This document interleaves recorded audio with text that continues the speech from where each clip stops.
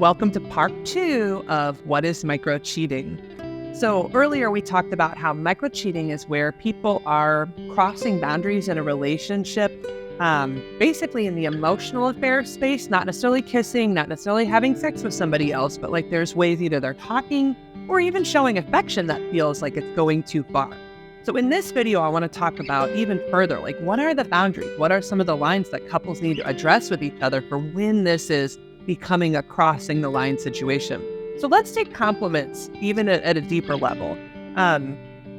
For example, if you can do a compliment for everybody, like if you could equally do it for any gender, then that typically would be considered a friendly compliment, right? So like saying, oh, that person has a nice shirt. Usually you can get away with nice shirt, and most people universally will think, oh, that's just being nice. But when does it get further than that? When does it cross a line? When is a compliment a little more sexual?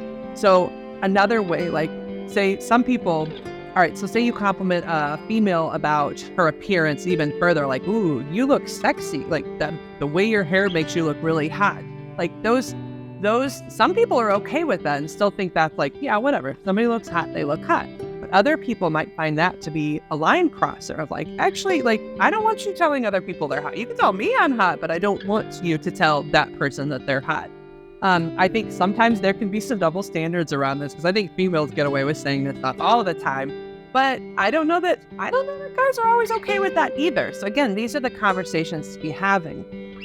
Even going beyond complimenting, it could be around certain language, right? So some people are very sexual in the way they talk, but when does that sexual language feel like it's going too far? So some people are okay with like a weird innuendo joke if it's given to the group, but what if that innuendo joke has gone to one specific person and it consistently like, okay, it's not just one, it's like you regularly make these kinds of jokes just to that person. It feels really directed at them, right? So like, these are examples of where you might set boundaries. It might say, okay, if you kind of say a naughty joke to the group, then it's like directed at the group, right? Like that's where the boundary is. But when we're directing that naughty joke towards this one person and it's regular, that's where it feels like it's crossing a line for me. That's an example of a joke, right? And then even going beyond that to like showing affection.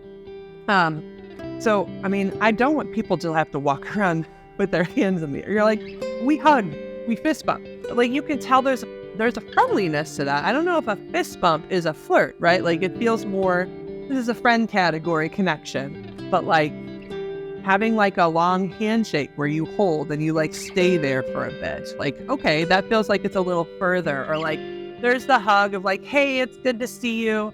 But then like that lingering hug, I don't know, like these are there's no right or wrong to this. Like everybody's different in where they land. But these are the conversations I want you having with your partner around when does it feel like you're going too far? When does it feel like this is more specific? This is more targeted. And this is what it feels like micro-cheating. So again, this is the Angela Skirtu. You can visit me at therapistinstlouis.com. Please like and subscribe and comment below and like your ideas of what micro-cheating are.